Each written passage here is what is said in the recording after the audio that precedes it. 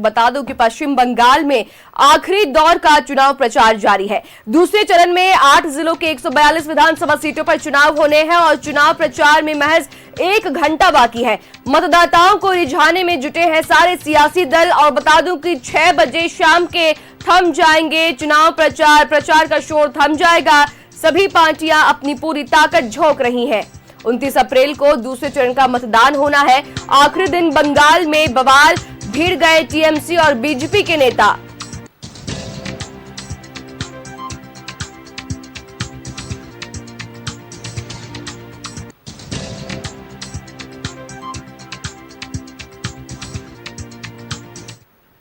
और अब रुख करते हैं हमारे सहयोगी राकेश का। कोलकाता से हमारे साथ सीधा जुड़ रहे हैं। राकेश, देखिए 1 घंटे में चुनाव प्रचार जो है वो थम जाएगा और ऐसे में सभी जो सियासी दल है वो प्रचार में पूरी शक्ति झोंक रहे हैं। राकेश,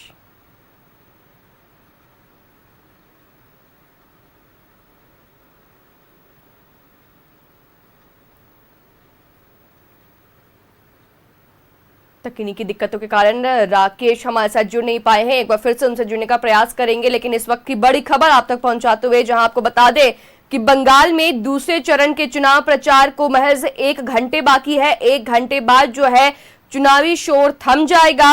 सभी पार्टियों ने चुनाव प्रचार में अपनी ताकत झोंक दी है। साथ ही अमित शाह पहुंचे गंगा सागर, कपिल मुनि मंदिर में की पूजा।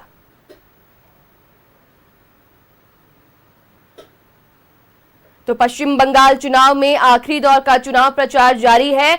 बताते चलूं कि दूसरे चरण में 8 जिलों की 142 सीटों पर मतदान होने हैं और प्रचार में महज 1 घंटा बाकी। मतदाताओं को रिझाने में जुटे हैं सारे सियासी दल। लगातार जो है जनता के बीच पहुंच रहे हैं, शक्ति प्रदर्शन किया जा रहा है, जनसभाओं को संबोधित किया जा रहा है, रैली निकाली जा रही है। और बता दूं कि 6 बजे शाम थम जाएगा चुनावी शोर और इसके साथ सभी पार्टियां जो है वो अपनी पूरी ताकत झोंक रही है। 29 अप्रैल को बंगाल में दूसरे चरण का मतदान होना है और आखिरी दिन बंगाल में जो है वो बवाल देखने को मिला है। टीएमसी और बीजेपी के कार्यकर्ता और नेता जो है वो आपस में भिड़ते हुए नजर आए हैं।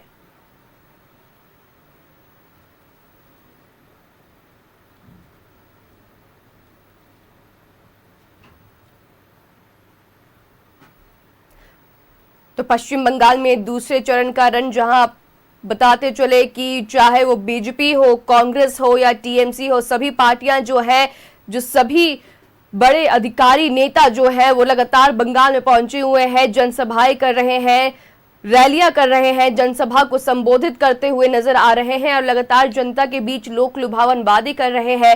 मैनिफेस्टो तैयार है, लेकिन देखने वाली बात होगी कि मैनिफेस्टो में लिखी सारी जो वादे हैं, जो दावे हैं, वो जमीनी स्तर पर कितना लागू हो पाती है। लेकिन उससे पहले आपको बताते चलूं कि 29 अप्रैल को बंगाल विधानसभा चुनाव का दूसरे चरण का मतदान होना है। 8 जिलों के 142 सीटों पर यह मतदान होगा और उससे पहले आज शाम 6 बजे के बाद जो है वो चुनावी शोर थम जाएगा, प्रचार प्रसार बंद कर दिया जाएगा। प्रचार का शोर 6 बजे शाम के बाद थम जाएगा और इसी सिलसिले में सभी पार्टियां जो है वो लगातार पूरी ताकत के साथ, पूरी शक्ति के साथ जो है वो जनसभा कर रही है, लगातार सड़कों पर उतरकर अपनी जनता के बीच पहुंच रही है, समर्थन को लेकर उनसे बातचीत कर रही है, अभिवादन कर रही है। और एक बार फिर से रुख करेंगे हमारे सहयोगी राकेश का। हमारे साथ फोन लाइन पर जुड़ चुके हैं राकेश। शाम 6 बजे के बाद जो है वो चुनावी प्रचार शोर जो है वो थम जाएगा और ऐसे में सारी पार्टियां जो है वो पूरी शक्ति के साथ शक्ति प्रदर्शन करने में लगी है। क्या कुछ है जानकारी राकेश? नहीं, जितनी ताकतें लगानी थी उतनी ताकत लगा दी गई, चाहे वो टीएमसी की तरफ से हो, चाहे वो बीजेपी की तरफ से हो, चाहे लेफ्ट हो, चाहे कांग्रेस हो।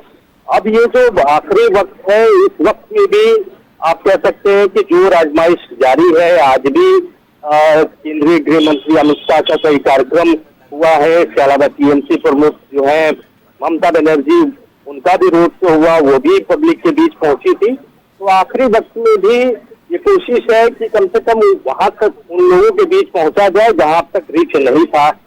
अब क्योंकि 1 घंटे के बाद, जब से आपसे हमारी बातचीत हो रही है, ठीक 1 घंटे के बाद 6 बजे के बाद जो है वो प्रचार का शोर थम जाएगा। हालांकि जो प्रत्याशी है वो डोर टू डोर कैंपेन कर सकते हैं, लेकिन अब उस तरीके का प्रचार नहीं हो पाएगा, ये चुनाव आयोग का जो अपना गाइडलाइन है उसके अनुसार।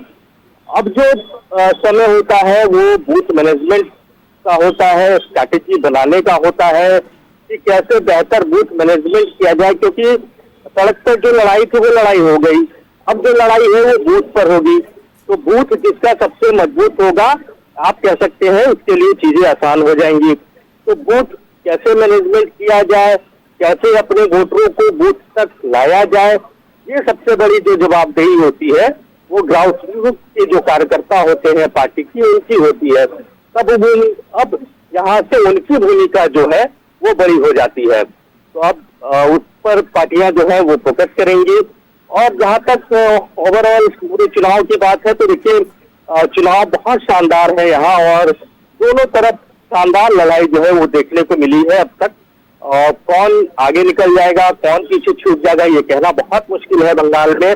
और बंगाल को लेकर ये बात कही भी जाती है कि आप जो प्रिडिक्शन लगाते हो, प्रिडिक्शन कभी कभी फेल हो जाता है। तो इस बार का क्या सिनेरियो बनता है, क्या सियासी समीकरण आगे चलकर स्वरूप लेता है, ये देखना होगा। लेकिन आप कह सकती हैं कि टीएमसी एक तरफ, दूसरी तरफ बीजेपी, शानदार दोनों के बीच में लड़ाई है।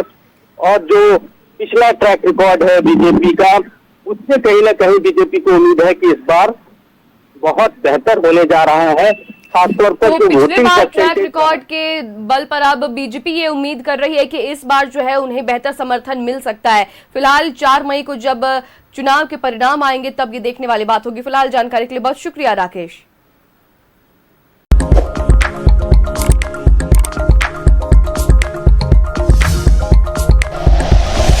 Like and share videos, subscribe करें हमारा चैनल और प्रेस करें बेल आइकॉन। न्यूज़ 11 भारत, सच है तो दिखेगा।